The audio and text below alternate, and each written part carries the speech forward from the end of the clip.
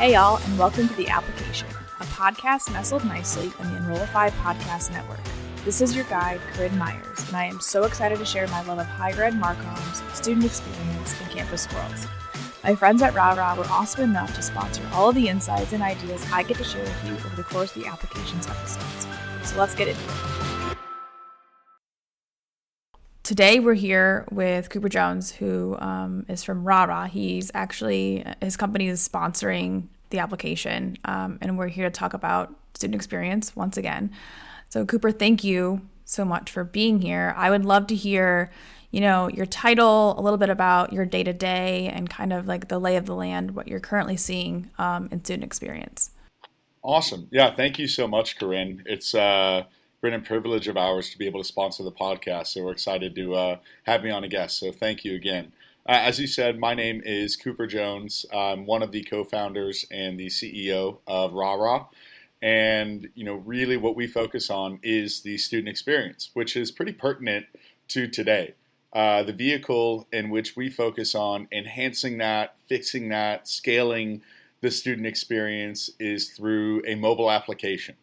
We really realized that when it came to the mobile applications that are currently serving students provided by the institution, that there was a lot of opportunity for improvement. Not really anything that was the institution's fault, but when we think about any mobile application that we use in our everyday experiences, they really have a common trait, and that is that they're simple and usable with strong design and are fairly scalable. And when it comes to mobile apps in the current state of higher ed, they're not really hitting the mark on any of those. They're very cumbersome. There's thousands of features. And so we wanted to build something that would actually encourage students to actually use it on an everyday basis. And so through that, what we're seeing is that not only can we enhance the student experience, but it's kind of this tide that rises many boats, whether that be diversity, it be retention, belonging, well-being even, to things as challenging to solve as equitability. And so we're really excited to have the opportunity to make an impact.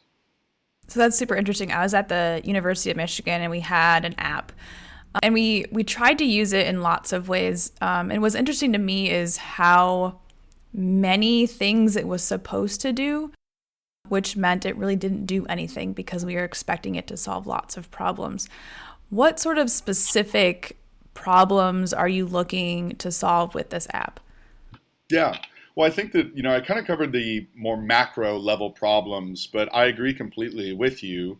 And it goes back to that point of all those other consumer apps. And so Netflix has a purpose to entertain. ClassPass has a purpose to help you exercise. And for us, ours is to help students discover and access the thousands of different services, resources, offerings, and opportunities that are spread throughout a campus. And so by focusing on just that one sole purpose, we're really, really able to kind of create something that is simple, that has strong design and scales to the many corners of the campus. So walk me through from a user perspective. I'm a student. I download the app. What does that process look like? What do I see? How do I get where I want to be? And what am I looking at in terms of user experience? Yeah, so you're looking at something that is branded to your institution, but we really kind of hold the bar fairly high on what it looks and feels like and flows like. But automatically, you're met with topics, which are a combination of different programming, resources, services spread throughout campus that are relevant to you. You're met with intuitive search. So rather than searching for your bill payment and seeing processes, press releases, results from Google, you're finding everything that you need automatically versus thousands of results. And you're being met with groups or organizations, events, and probably most importantly, resources that are relevant to you as an individual. And so we think about Netflix, right? When we all downloaded Netflix, I'm going to age myself, but probably 10 years ago, we weren't just thrown thousands of movie titles and TV shows. It asked us, what do we like? And so we're doing the exact same thing during the onboarding experience so that automatically students are finding their sense of place and space and comfort at that institution. And so that's kind of that discovery component. And then once you find yourself to the career center or the well-being center, the tutoring center, or all of these different services that higher ed spends so much money on, you are met with a common design that helps you book time with that service, with those individuals. And that's really what's creating the stickiness. Is it's something that you have to use on an everyday basis to kind of go about your business of being a student versus being thrown in thousands of different websites or platforms or systems in the process it gets to even find those in the first place. I love this idea of personalization, and we've talked about this on the last 5 episodes, I feel like, of the podcast about personalization and how unpersonalized higher ed tends to be in terms of content. The websites are everything to everyone. There's lots and lots of content. And like you said, even site search pulls up press releases from 2017 that is not relevant to the needs of that user in that time and space. And so I love this idea of personalization, but also discovery, which is an interesting component, I think, because we're seeing social channels go towards discovery, right? TikTok's entire algorithm is almost based solely on discovery. And this idea that higher ed, especially larger institutions, like you said, have so many resources, so many things going on, and you cannot possibly send 30 million emails to one student describing all of these things. So I love this idea of discovery. So in terms of like what's going on behind the scenes, are students putting in like their preferences, or how are you getting that personalized content in discovery phase, and them discovering these resources? How are they putting that information in to get that personalization? Yeah, well, and that's the beauty of higher ed is that, so long as you're up to par on your security standards, there's systems that exist that we have the ability to integrate with to start collecting a lot of information. Now, a lot of that is still up to the institution. You don't want to, nor do we want to collect too much or too little. And there is nuance to each and every institution. But through an integration with the SIS, with the learning management system, as well as a pretty simple onboarding experience, there's a lot that you can collect so that in first use, there is value. And that's the thing that you have to nail, is that first use. If an application doesn't provide immediate relevancy, immediate value for something like TikTok, immediate entertainment, then you're not going to use it. And the value of a mobile application versus a web application is our algorithms continue to learn and change with the user.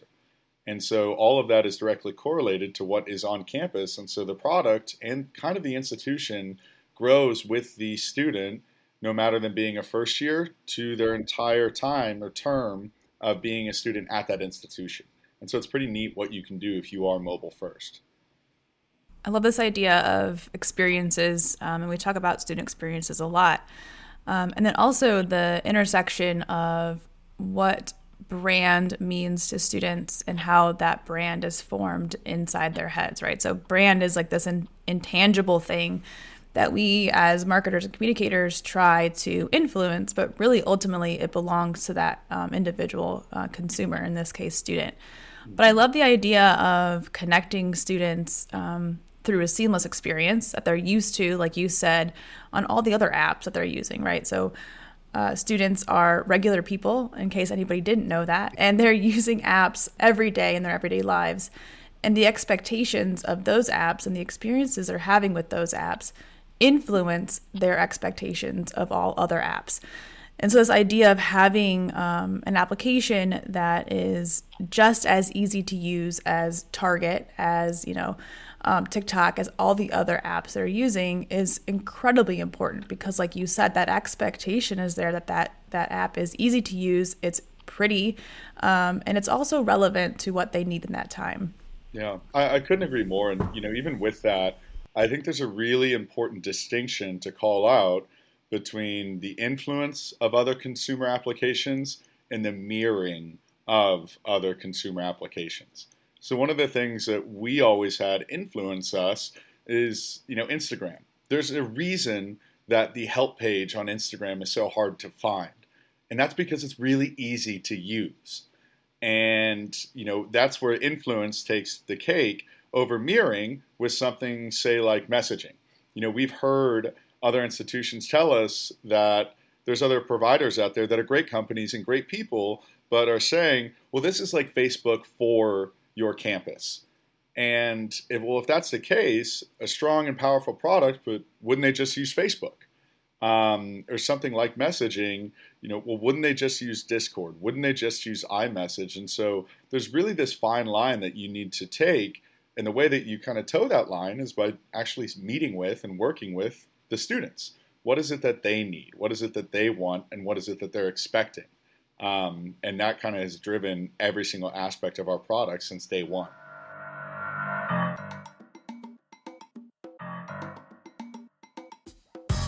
The link between student engagement and student success is clear. The more actively engaged students are, the more likely they are to learn, stick with their studies through to graduation, and attain their academic goals. Most higher ed institutions understand that link now better than ever, and yet in the last year, graduation rates are down 6%, retention is down 15%, and co-curricular engagement is down from 59 to 57%. Students cite struggles finding the right resource at the right time to feel engaged on their own terms, as well as an increasing level of mental health challenges and anxiety as some of the biggest barriers to engagement. That's where RARA comes in.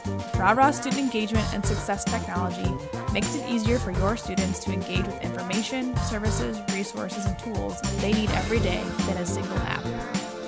Whether it's booking time with their advisor, signing up for an event or club, or learning more about financial literacy as a college student, with RARA there's no more searching around various websites, social media pages, or looking through email inboxes.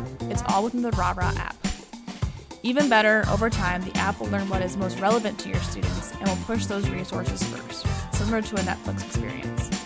I actually downloaded RARA on my phone myself and got to try it out. Super cool, great curated content, and a great way really to make it a one-stop shop. We all know higher ed websites tend to be monsters. Start making student experience the center of everything you do by visiting raralife.com/application. That's raralife.com/application. Yeah, this idea of, again, expectations. I think it's an interesting concept, especially coming from brand side higher ed, of simply asking students what they want and where the gap is in that space. And I also think it's important to note that these experiences that you're connecting students with impact their perception of brand and obviously lead to larger behaviors like retention. And so this idea of if I can find the resources, I feel supported and connected to my campus through this easy to use application that connects me to the resources I need, I'm more likely to feel good about it, and I'm more likely to talk to my friends about it, and I'm more likely to stick around, honestly. And that word of mouth is so powerful. Are you seeing this kind of ripple effect from basic good UX, good application, and connecting to those larger kind of metrics? Yes, we are. Even at one of our campuses that we've been live at for over a year, their past mobile application had something along the lines of a 5% download rate, and the usage rate that they're seeing with RARA is exponentially larger. And so that's something that we're very proud of. But, it was through thinking about the kind of the approach that we took, which was rather than us just having a bright idea and saying, let's go build it and sell it, we spent 2 years on campuses meeting with students just about every day, whether that be in person or virtually, and saying, what are you really struggling with? And doing the same thing with the institutions and the administrators. And what became interesting was during this design partner phase, we would receive requests for different features that were essentially faster workflows. So the student activities office saying, hey, can we make this process 10 steps instead of 5 steps, which there's absolutely merit to, but our common response to anything of that nature is, well, is that going to impact the 5 people in this office, or is that going to impact the thousands of students on campus? And when we posed our responses in that way, then our intention became very, very clear. If you can build something that's, ultimately relevant to the individual, but useful to the masses, then you can do a lot of good. And so that's the way that we've always thought about it.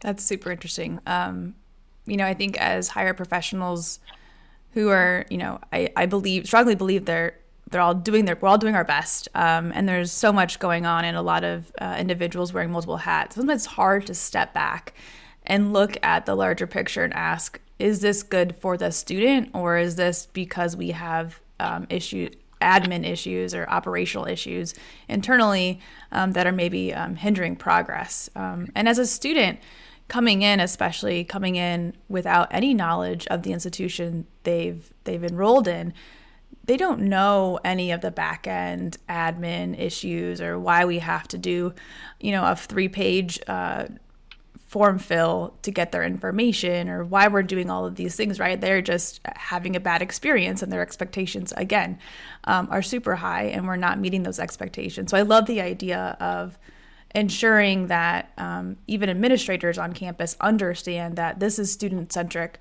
student-first, because ultimately, and in the long run, that will serve campus a lot better than looking at, adjusting, again, for those admin issues. Are you approaching campus? So I'm imagining this is a hard sell because often institutions are siloed. There's a lot of, like I said, admin issues and operations. How are you talking to individuals on campus making decisions and getting their buy-in? Well, it is any sale into the higher ed space is challenging, and frankly, for good reason. Yes, there is silos and there's different decision making criteria that have to be addressed. But ultimately, one of the reasons that all of these decisions can take time and a lot of trust, which isn't a bad thing, is because they understand that these are tools and platforms that impact students. And they're very protective of those students. And so we've never really seen that as a bad thing. We've always seen ourselves as, being a part of the process and earning trust. But it does depend on the stakeholder. Thankfully, most executive administrators, if not all, are now really coming towards this prioritization of being student first. And so that's really, really helped us post-pandemic, and we're thankful for that. But when it comes to student affairs, it's really focusing on the holistic student experience. How much of their budget is devoted to all of these resources, all of these services, and how much value they do provide to the institution. There's a study by the National Bureau of Economic Research that wrapped up a few years ago, but essentially some economists went over to a few different schools and they assessed that every single student has an additional 14% return on education just by being on campus, by the sheer consumption value. Now, where does all that consumption value reside? More often than not in student affairs. So there's a huge business impact that you can make by just making all of your resources and services a lot more discoverable and accessible. To central IT and to the CIO's office, there's been a shift that has largely taken place, but we're still in the process of CIOs going and essentially becoming a lot more strategic and sitting right next to the president, the EVP of strategy and finance, because there's so much value in the data. And so those are two areas. And then I think the third and the final would be the provost's office. And all provosts now understand that there is a direct correlation to academic performance and the well-being of their students, to academic performance and the engagement of their students.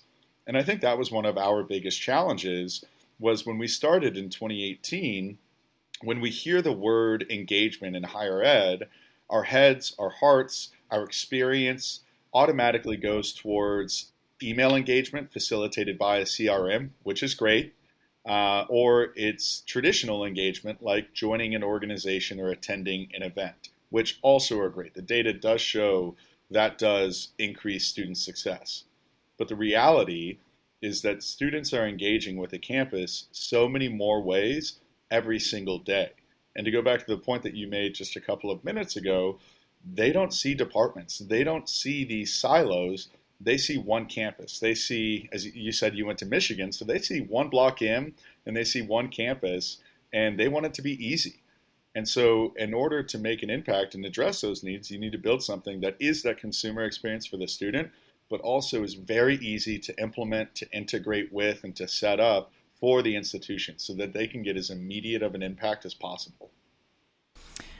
So in the research you mentioned, and there's additional research that shows, student satisfaction and retention are closely tied to those relationships that they build with faculty, with staff, with their peers, and this idea and the overwhelm, honestly, of all the available resources to students.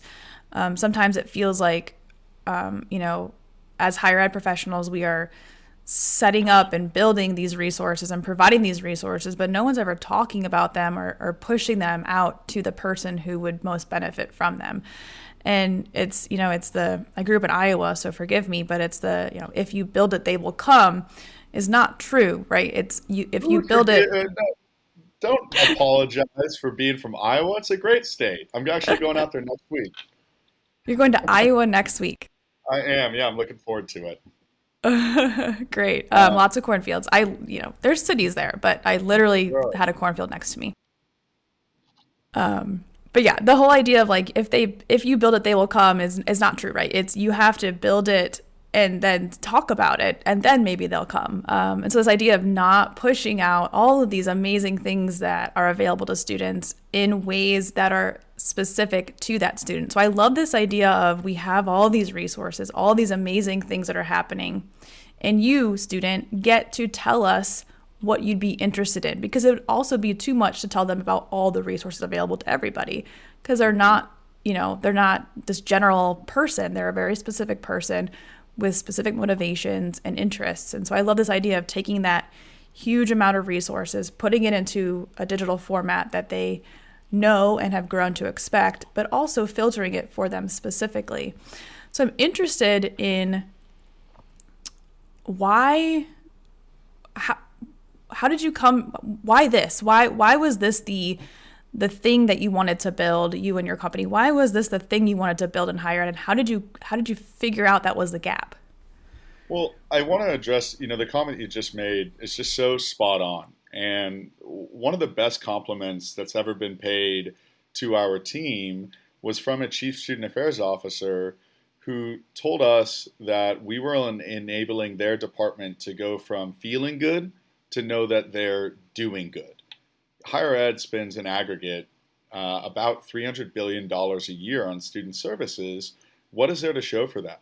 It's really hard to show the effectiveness, to show the data, to show the outcomes when there's 50 systems that are being poured into those efforts. And so we're really, really proud of kind of untying that knot. And I think, with that point, it kind of goes against what we talk about and what higher ed is so proud of, and for good reason, is the words persistence and grit. We talk all the time about all of our students today having persistence and having resiliency and having grit, but yet when they arrive on campus, we're essentially handing them a massive knot and saying, hey, you have persistence, you have grit, you have resilience, untie this and figure it out. And so what RARA is doing is essentially untying that knot even before they're arriving on campus to do things like decrease melt and increase yield, but just as much so, increase that retention by saying, here's a streamlined experience. It's set up for you. Welcome. Why we started RARA in the first place is kind of a couple of different points. But one, we actually started out as a well-being platform.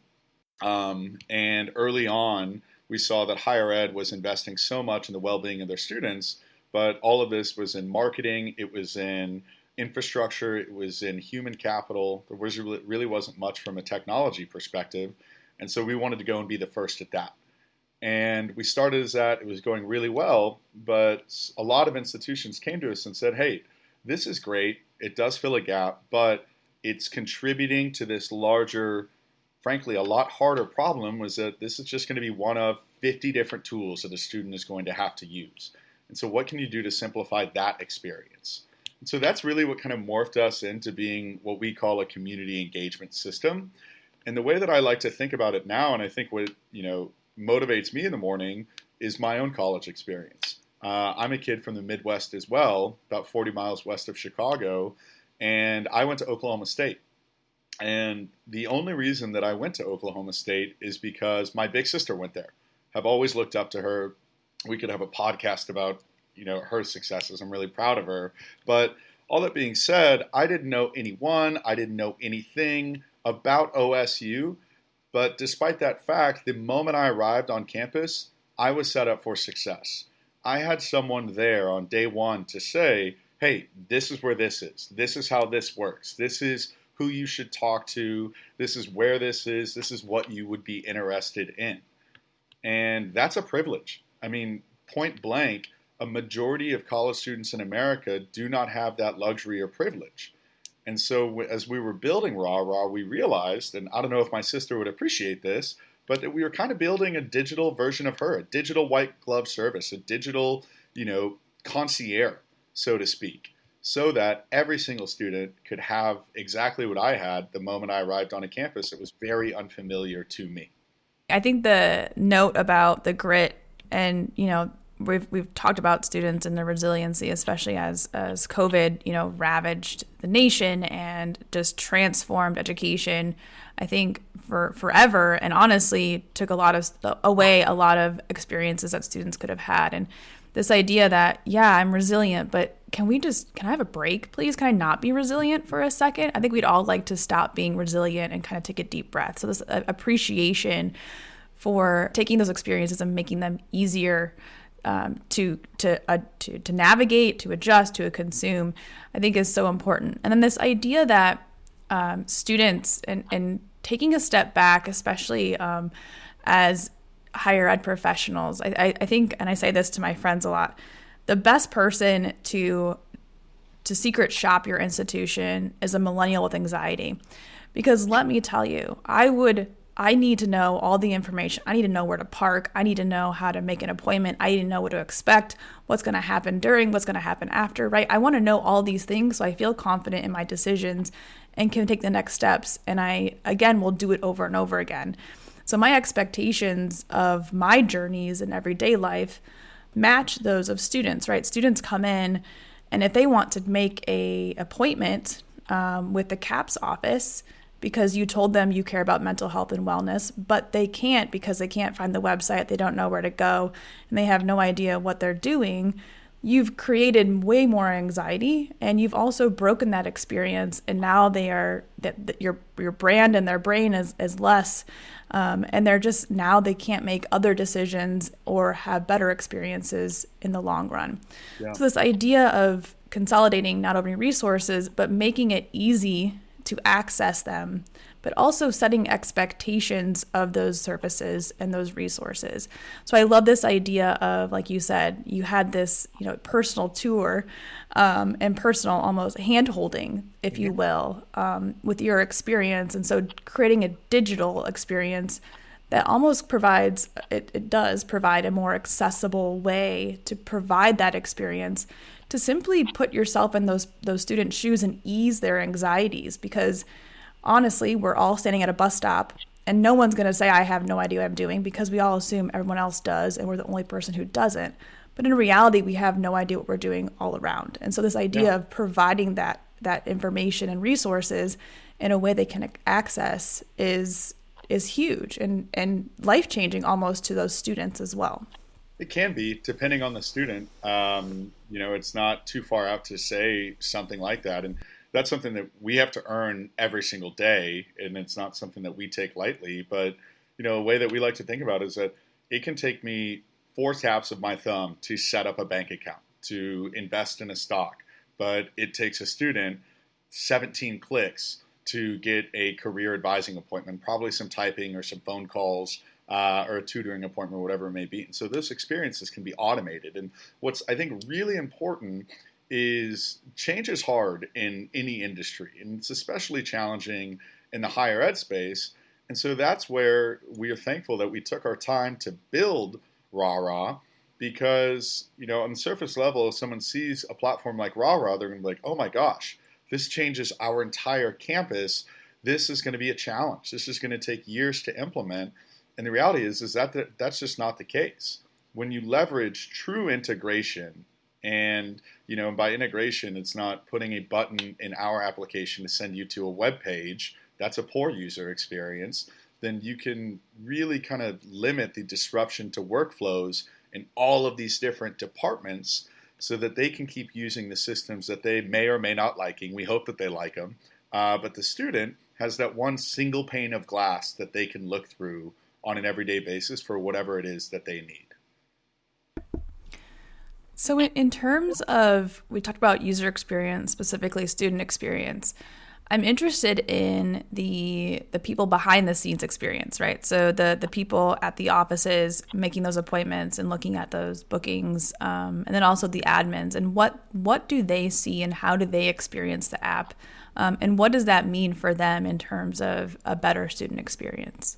Yeah, well, they experience it in a couple of different ways. One that I'll kind of touch upon for a moment goes back to just a principle of what we built, which higher ed is solving and addressed with challenges that are extremely difficult. I mean, societal macro level issues from equitability to retention, well-being. I mean, really, really hard things that a lot of very smart people are working on solving.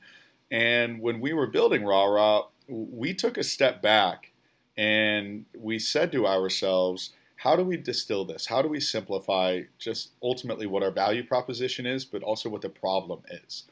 And the way that we see it is a college campus, no matter it being 2-year, 4-year, global or online, is a community that has two sides. One is this very fluid, diverse, and beautiful population, first and foremost in the students.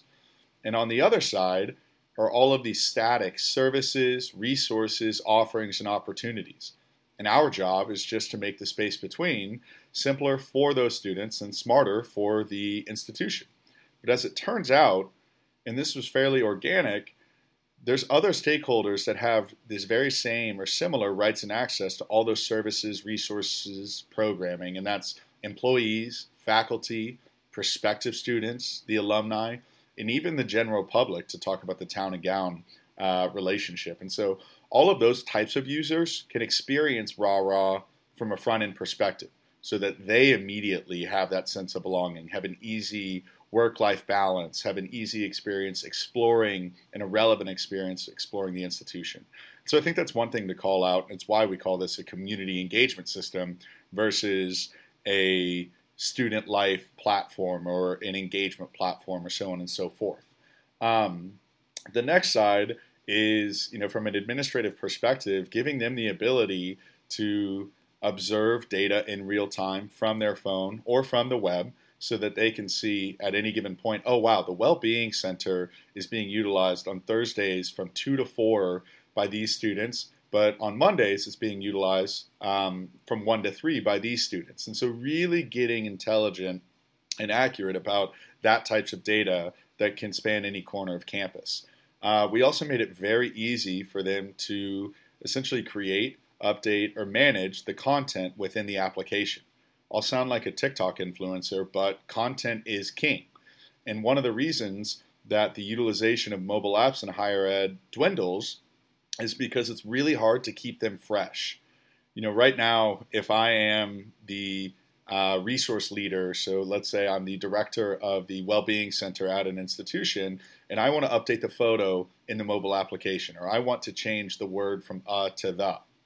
Well, in the current state, that is a ticket that has to get logged to Central Marcom or Central IT. And Central Marcom and Central IT get thousands of these tickets on top of what they do on a day-to-day basis, and so the application ultimately becomes stale. We made it very easy for the individual who owns that resource to actually update things themselves through what we like to call distributed management. And so it was very, very important for us to focus on building a strong CMS background and also having a lot of data that immediately could help them at any given point in time. Hey y'all, Zach here from Enrollify. If you like this podcast, chances are you'll like other Enrollify shows too.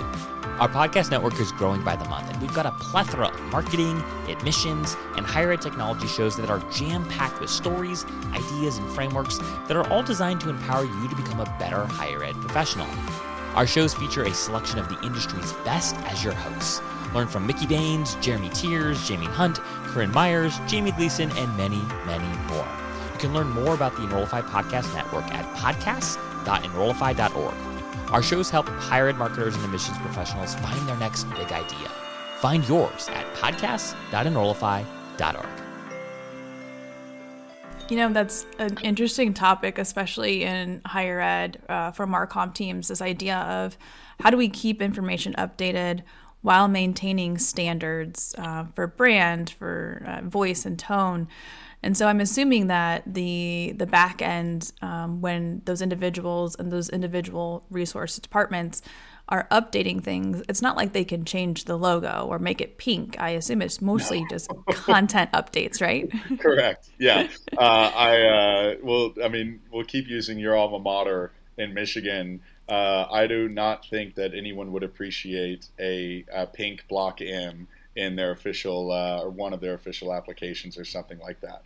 They'll probably want to stick to the maize and blue. Yeah, you'd be surprised at what I've seen, though. I've seen pink block M's. A T-shirt is one thing, but the digital front door to an institution is another. Absolutely. So based on, all the data you've seen and the students and users and admin, what's next? What's the next iteration? Are you looking at changes or additions to the engagement opportunities?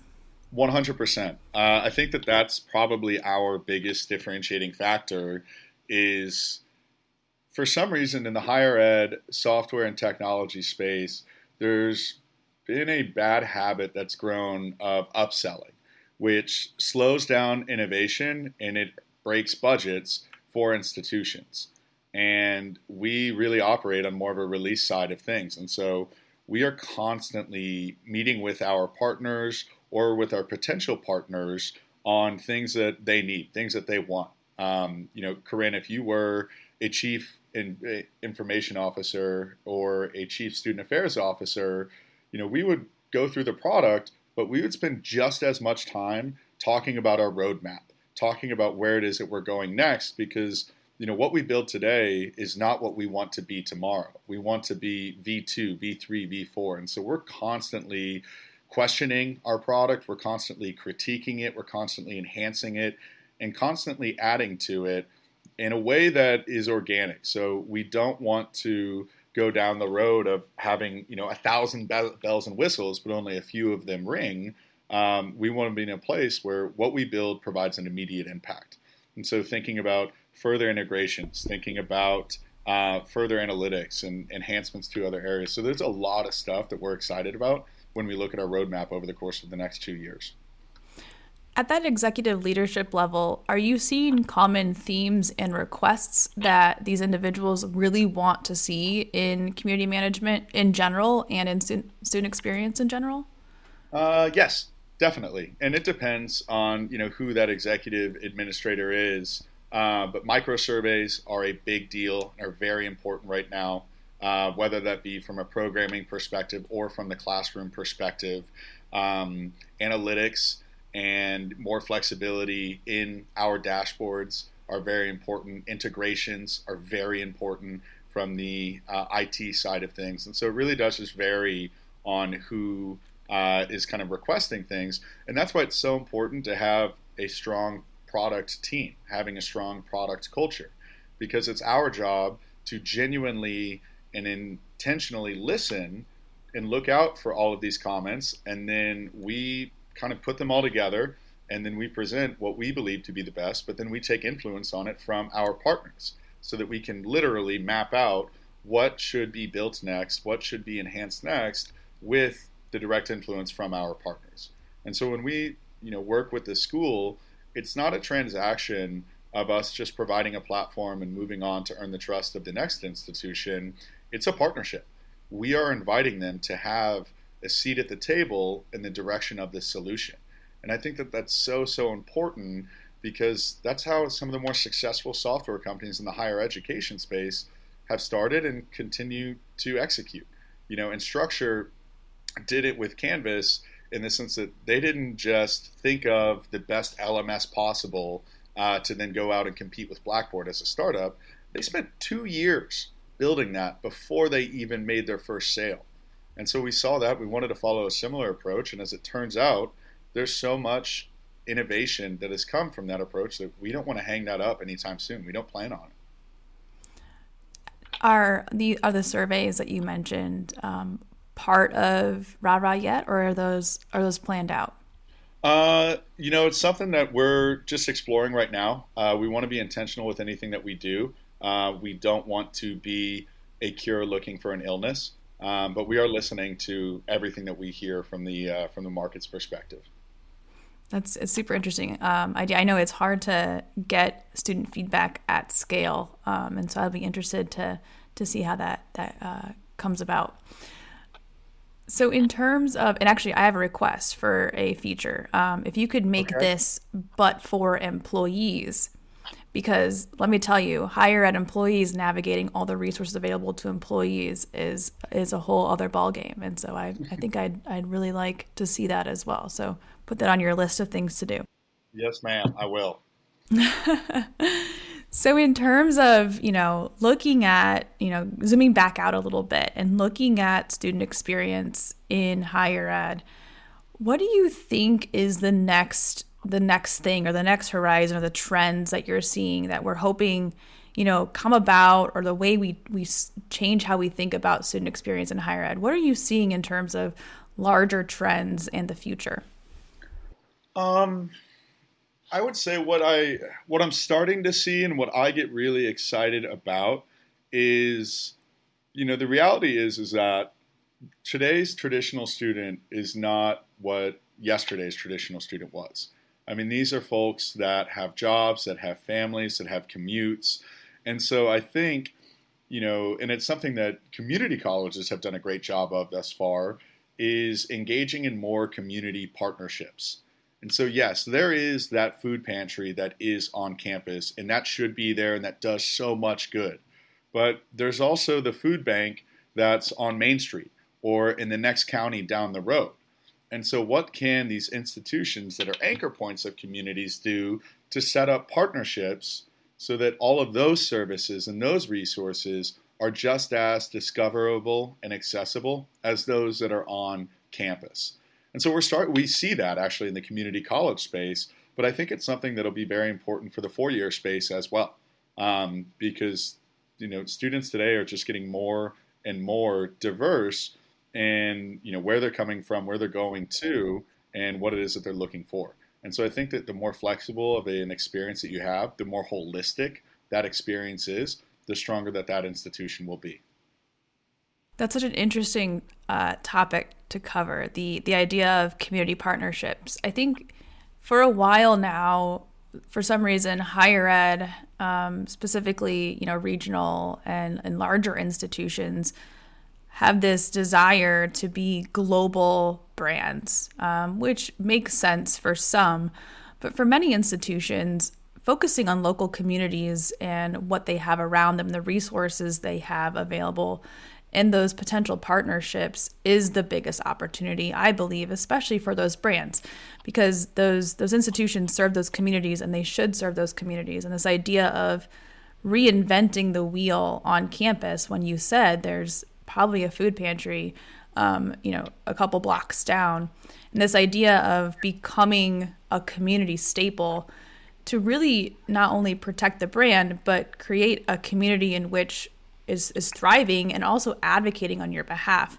We know that funding for higher ed has been declining over and over again. And it comes down in a lot of cases to those residents in the state supporting those institutions. But they won't do that unless they see that impact, that local impact, that demonstrable local impact in their everyday lives. And so this idea of taking institutions and really looking at an institution in that community as a way to connect those resources and expand out from campus, I think is such an interesting idea and such a great way to not only build that brand reputation, but show students how to be good humans, really. And that's kind of the idea right behind this education and how education can be a gateway. We're really creating the future leaders. And I think I just love this idea of being more aware of partner opportunities in the community, especially at every level, right? Every level, not just central Marcoms, but these departments and this expansion.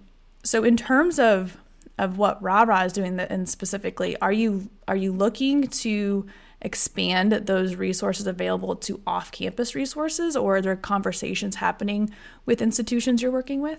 It just depends on the campus and on the culture. We're thankful to have a very flexible and configurable platform that can account for things of that nature. But you know what? Just to go along to the point that you were making, there's I'll paraphrase a quote from a chancellor of a large state system that I just love, and I think it's something that ultimately drives what we want to build and what we want to continue to build, and that is that higher ed in the current state, and it's shifting, needs to move and transition from being an open and a closed door to being a revolving door. And there's a lot of talk about this when it comes to skills, when it comes to credentials, but I think the same could be said for the experience, where there's a ton of investment from the institutional side and a ton of gain to be had from the community. And so if you just make your entire institution this secure, first and foremost, but open or revolving doors so that a student or an individual can go get the services and resources that they need at that point in time, I think you're going to see a lot of good. And so we really want to be the tailwind of that revolving door that's kind of coming in place. I think something as simple, and going back to U of M, the University of Michigan has this amazing natural history museum that is free and open to the public. And my kids and I go pretty frequently. I think I actually have most of the displays memorized, but they do change them out. And my son is obsessed with dinosaurs. And this idea that, my daughter's 9, my son is 5, and we've been going to the Natural History Museum for the last couple of years. Their experience with the University of Michigan has been this awe, this wonder, and this really cool experience. And this idea that we can create those experiences as institutions for future generations, future prospective students potentially, and the community that we live in is such an incredible brand building experience and opportunity. And so this idea, I love the revolving door idea because, like you said, the community that we serve also can benefit from the services and resources. And also this idea that, students come and go, but their families and their ability to come back and experience things before, during, and after graduation is such a huge opportunity, I think, and one that we don't necessarily dive into. I had Allison from Siena on a episode, and she described this thing they're building where they're actually helping high school students fill out applications and FAFSA, and they have this resource office that does these things, and they have no expectation that these students will apply to their institution. They're just generally helping them navigate these impossible applications and FAFSA and these very overwhelming things, especially for students who are first gen or don't have the resources or support to help them navigate it. So this idea of, again, building a resource for the betterment of the community and really serving that community is such a great idea, and connecting those resources, because she's got to tell people about the resources as well. Otherwise, no one's going to come. So I love this idea of community and partnerships, and I think there's such a huge opportunity here, especially if we can convince higher ed in general that they really need to focus on their backyard and really make an impact there. And I think that will be, the ROI there will be much higher than trying to go national all the time.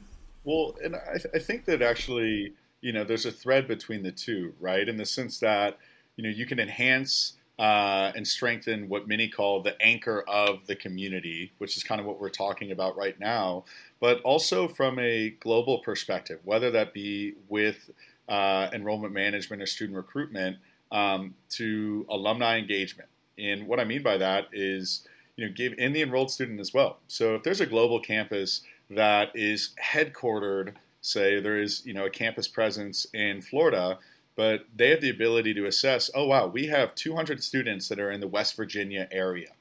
And being able then to answer or ask and answer the question of what services, what resources can we help those students in West Virginia discover and access?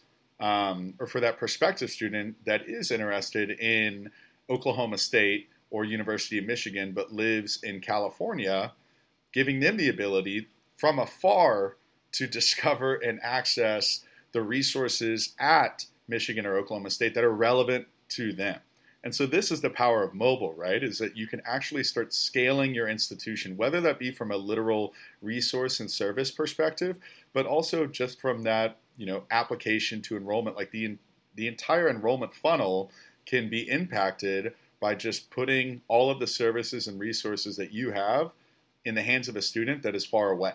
And whether that's from an access perspective or just a discovery perspective. I mean, there's some stat out there that students today are looking at the technology that the institution provides as a really weighted, influence on if they're going to attend that institution.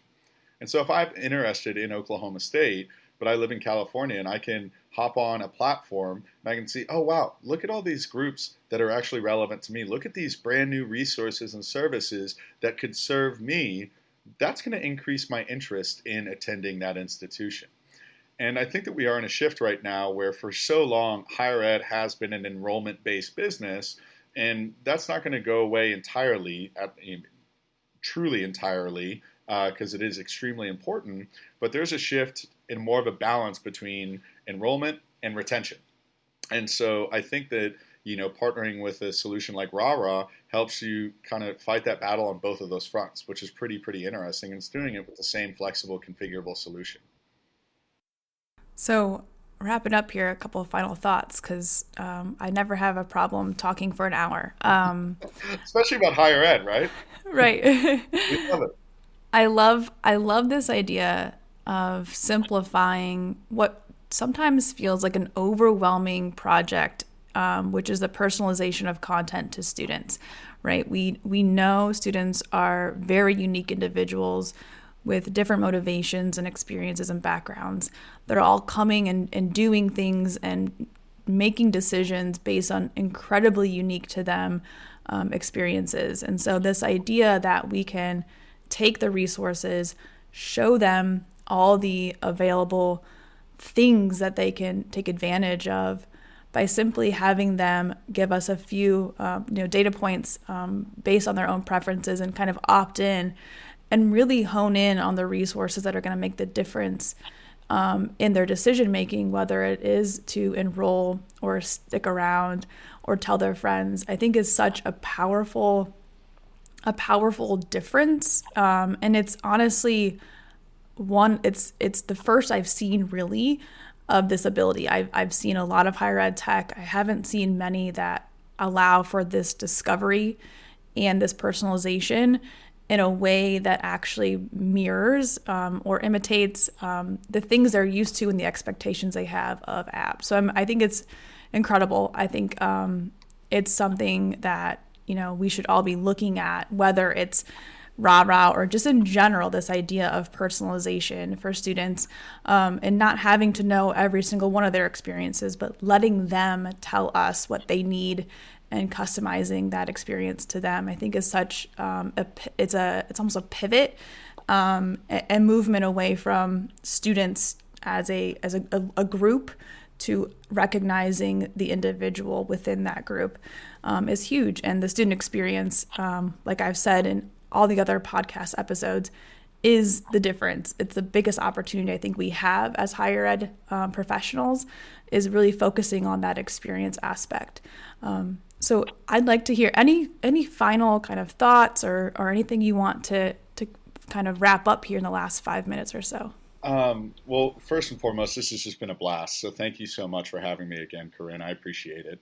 But, I think for us, what we see, and we probably sound like a broken record in saying this, and it kind of, emulates what you just said, but, the student experience, or as we like to say, simplifying student life, is something that is just so powerful.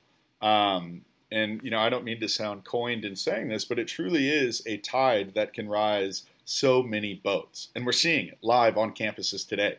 That first generation student finding an easier process to get the help that they need, or that traditional, senior that is just wanting an easier way of life. Like, all of these things can be accomplished just by untying that knot.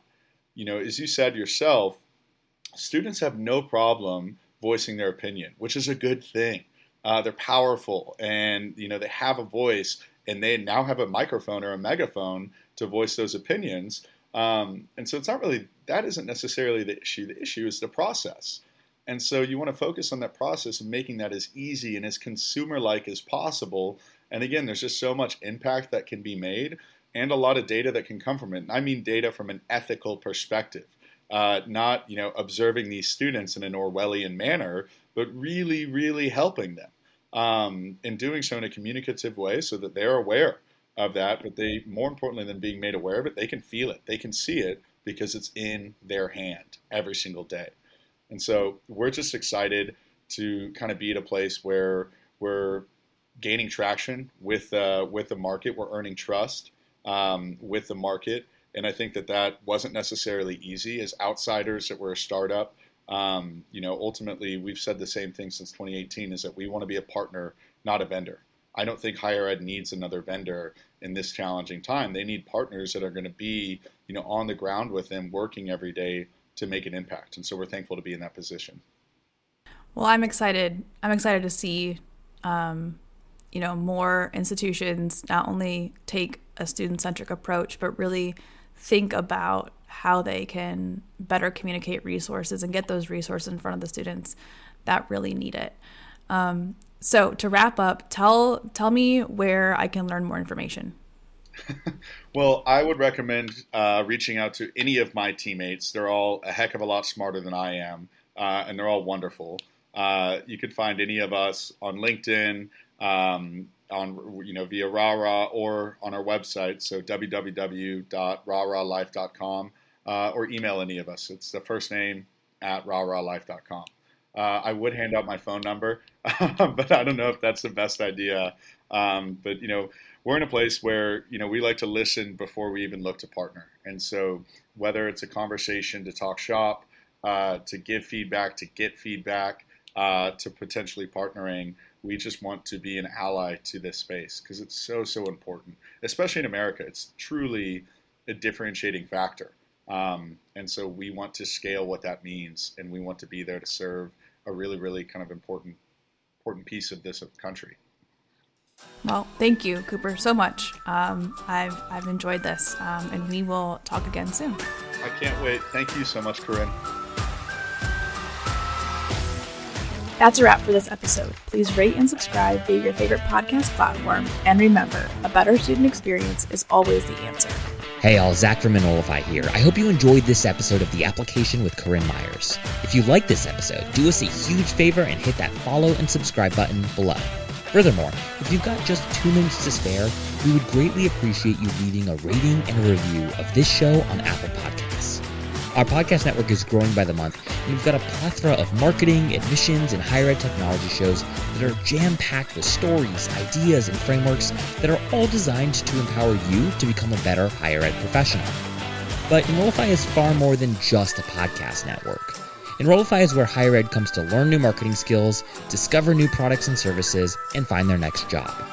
We're a growing, learning community of 4,000 members, and we'd love to welcome you into the fold.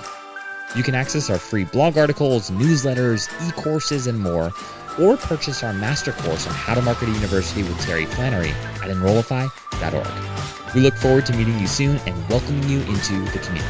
Again, you can subscribe for free at enrollify.org.